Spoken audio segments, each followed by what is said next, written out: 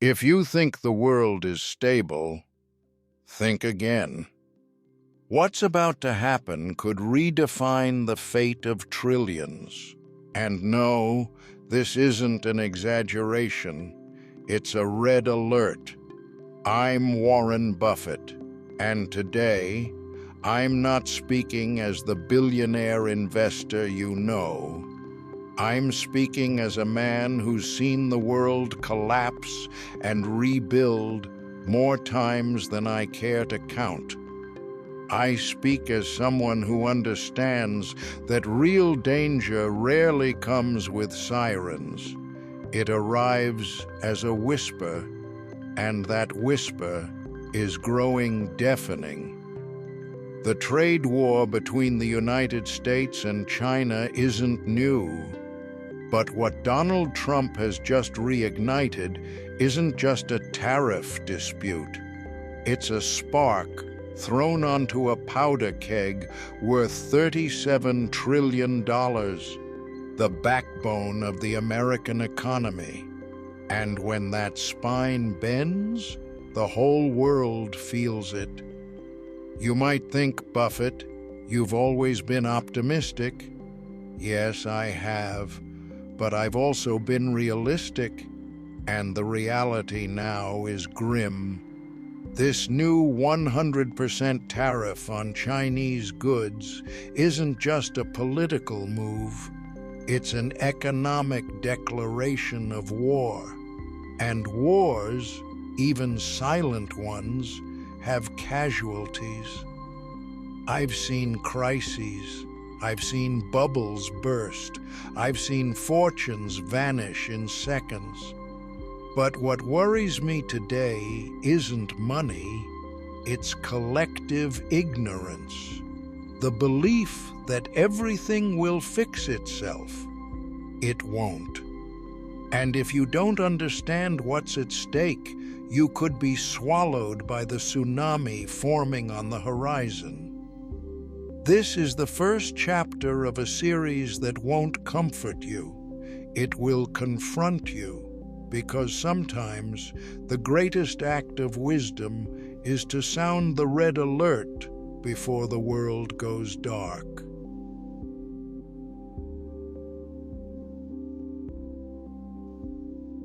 You don't see the tariff, but it's there, like a silent tax draining your wallet and America's future.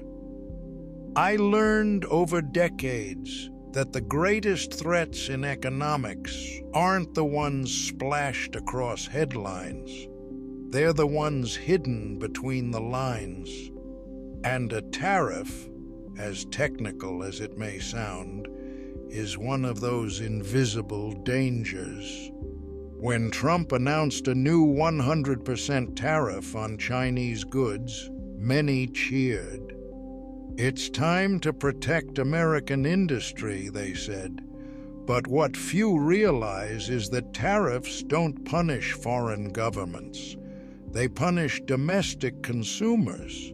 They punish you. Picture an average worker. He doesn't follow the markets. He doesn't understand geopolitics.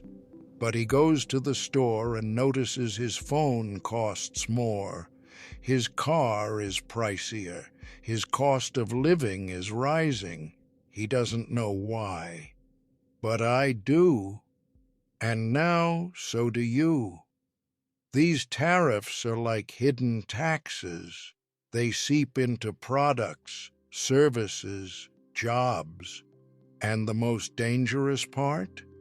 They create an illusion of strength. As if we're winning a war, we're actually waging against ourselves.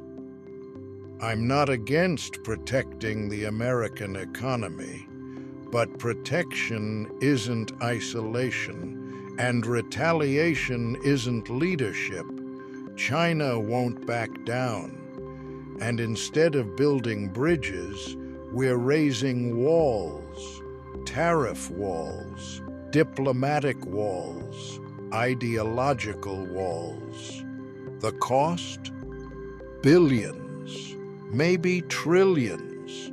But the most expensive of all will be lost time, because while we fight, the world moves forward.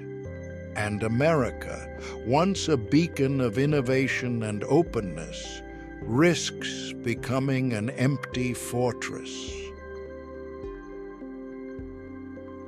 The market doesn't scream, it whispers, and when you ignore the whisper, the scream comes too late. I've always said the market is like a mirror. It reflects our emotions, our fears, our hopes. But now, that mirror is cracking, and the image it shows is of an economy on the edge of emotional collapse.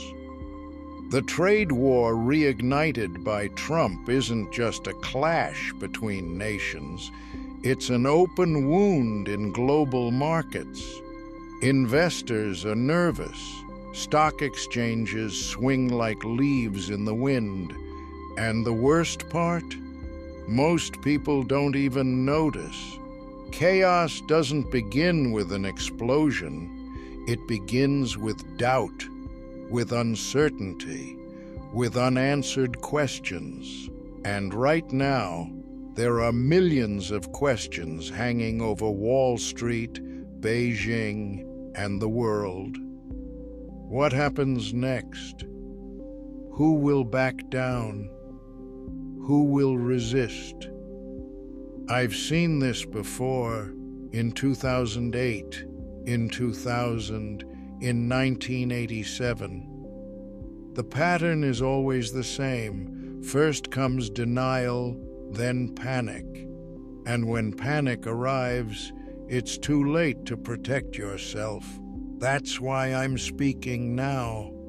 Because the time to act is before chaos becomes visible. Volatility isn't just a number, it's a symptom. And the symptoms are piling up. Confidence is evaporating. And without confidence, the market is nothing but a roulette wheel. If you're watching this, don't ignore the signs.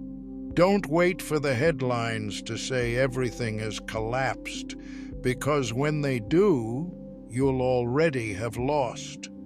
The market is speaking, and I'm here to translate. You don't need to understand economics to feel the impact. Just open your wallet and watch the blood drip. I've always said the consumer is the true engine of the economy, and like any engine, it needs fuel, confidence, purchasing power, stability. But now, that engine is choking, and the fuel is contaminated.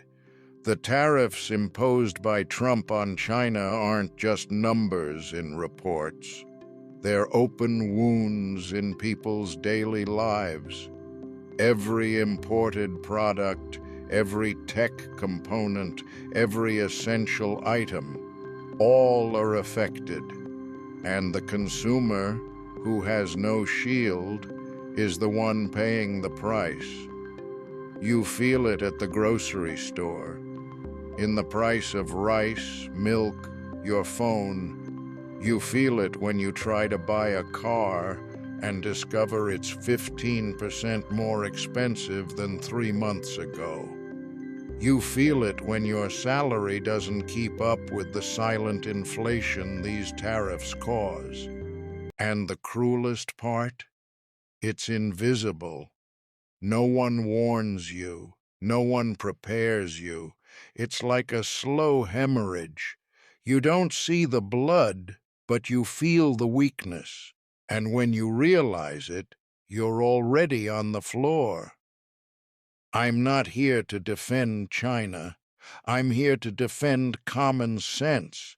And common sense says that punishing the American consumer to win a trade war is like cutting off your own leg to run faster. It doesn't work. It never has. The consumer is the weakest link, and when it breaks, everything breaks with it. Companies lay off workers, markets shrink, fear spreads, and the cycle repeats until someone has the courage to stop the machine.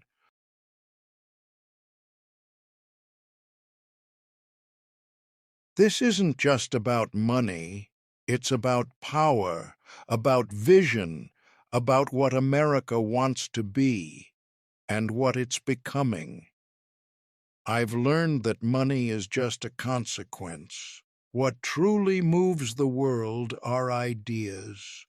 And now we're facing a war that isn't fought with tariffs, but with ideologies.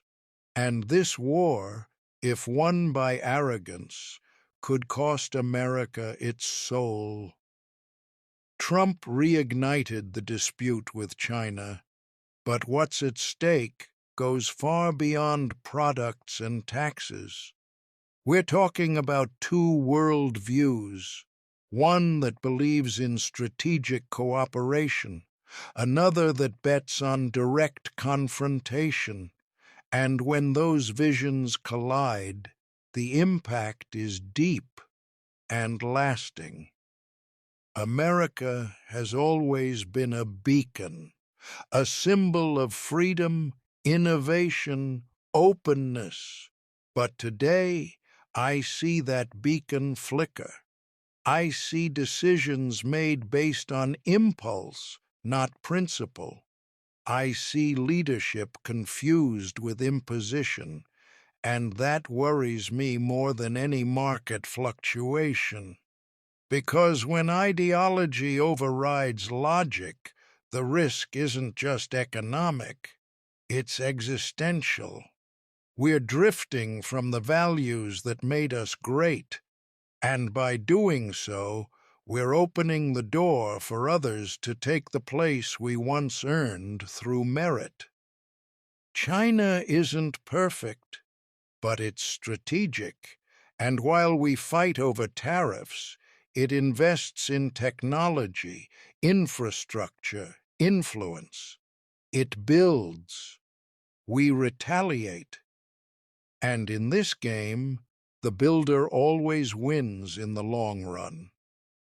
I don't say this as criticism, I say it as a warning, because there's still time to rethink, time to reconnect with what truly matters.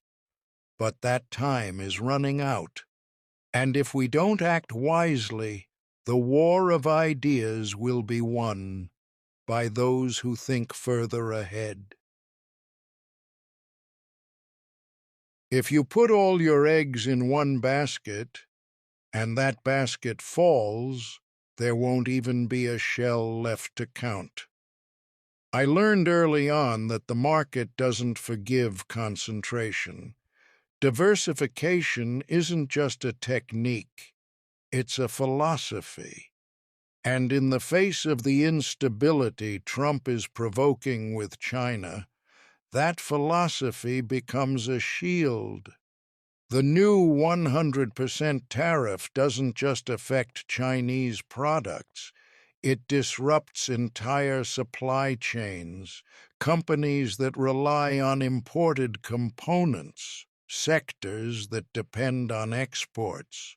And if you're invested in just one of those areas, you're exposed. Diversifying is like building multiple bridges. If one collapses, you still have a way across. And now, more than ever, you need those bridges. You need to look at sectors less exposed to the trade war. You need to consider international assets. You need to think in terms of resilience, not quick returns. I'm not saying to run away. I'm saying to protect yourself. Because the investor who survives the storm is the one who understands that the world changes and that their portfolio must change with it. Trump may continue with his aggressive policy. China may retaliate. Markets may swing. But you, if diversified, can breathe. You can wait. You can even seize opportunities that arise in the middle of chaos. Diversification is an act of humility. It's recognizing that you don't know everything, that the future is uncertain, and that the best way to face it is with multiple cards in hand and no blind bets.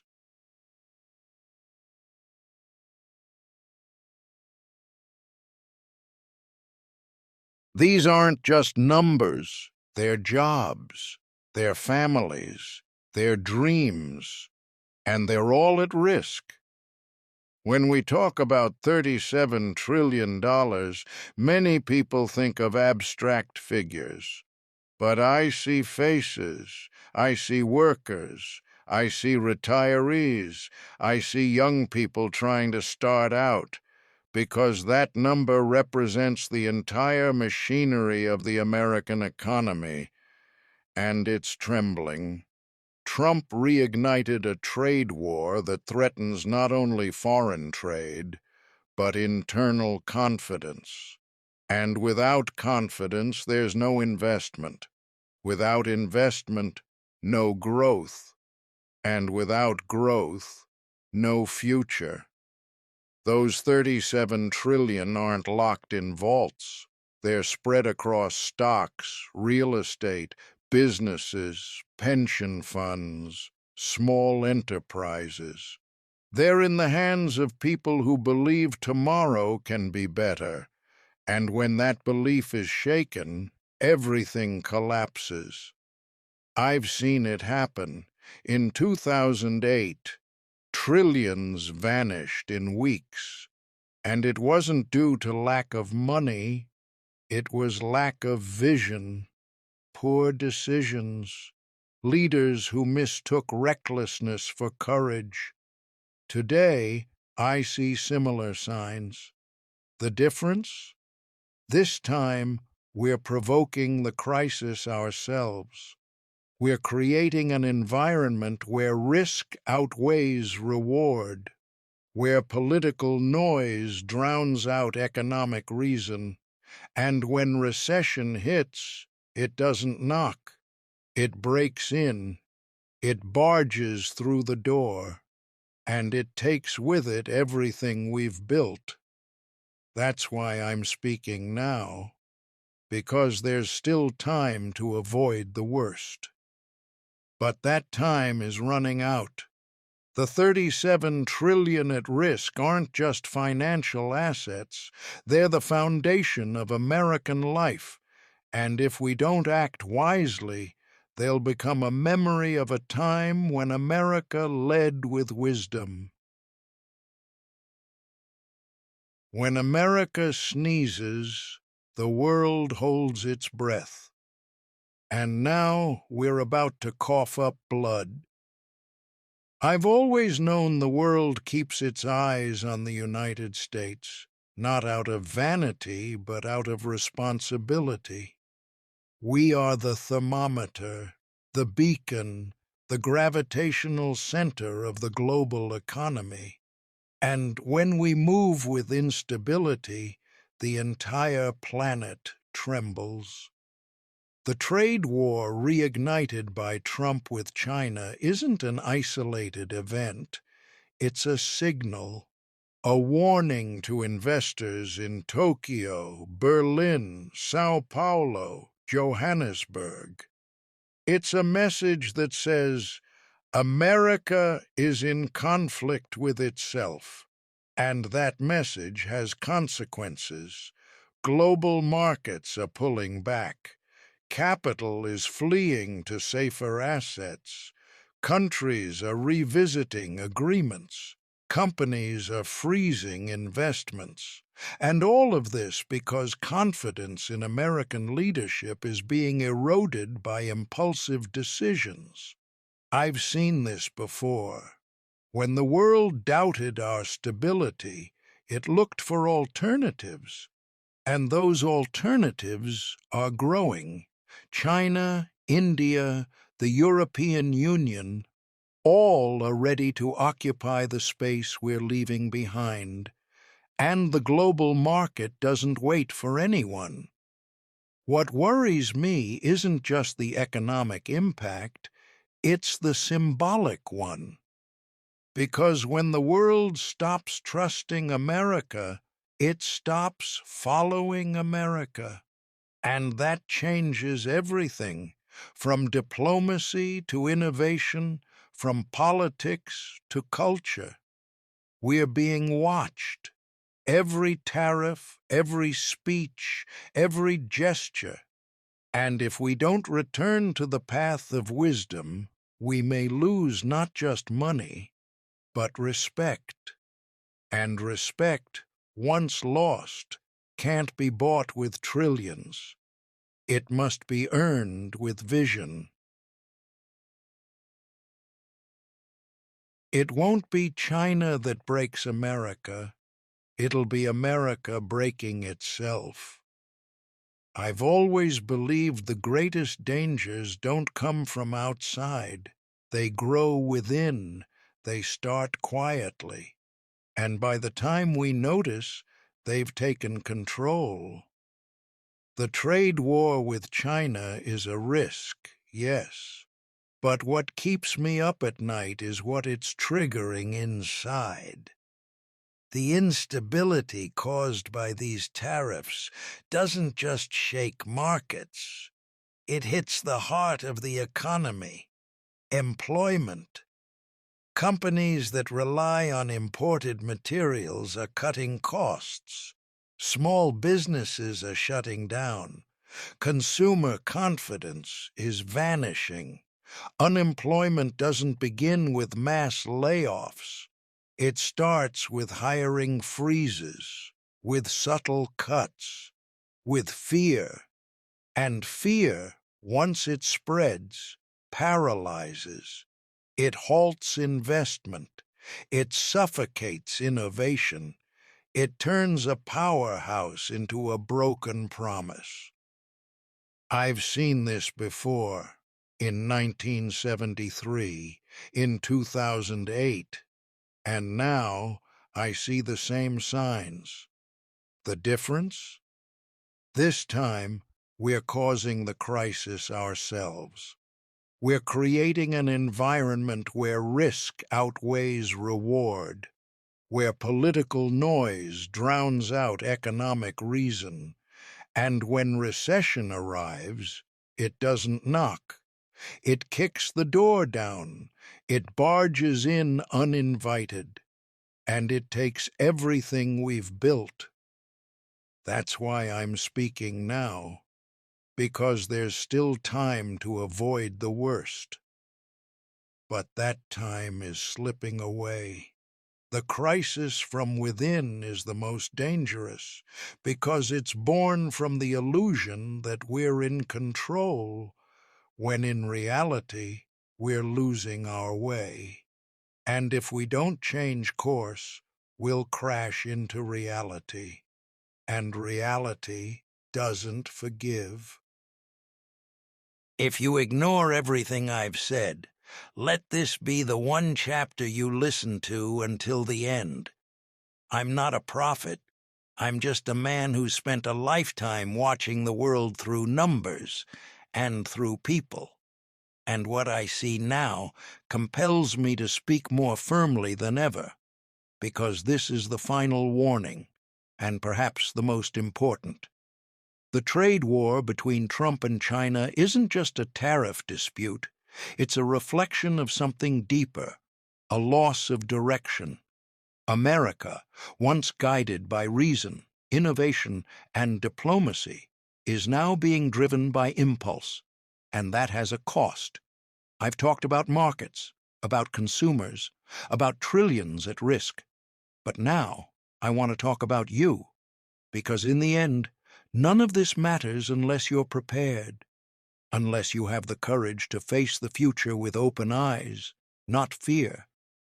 Resilience begins with awareness, with simple choices, with the decision not to follow blindly, to seek knowledge, to protect what's yours, to understand that the economy isn't some distant monster. It's the reflection of what we do every day. If you've made it this far, don't ignore what you've heard. Share it. Reflect on it. Question it. Because the true investor isn't the one who profits in easy times. It's the one who survives the hard ones. And those hard times have already begun. I close this series with a phrase I've carried for decades. Risk comes from not knowing what you're doing. Now you know, and that already puts you ahead of most. If this series helped you see the world more clearly, like and follow the channel. The global economy doesn't stop, and I'll be here to keep guiding you, one chapter at a time.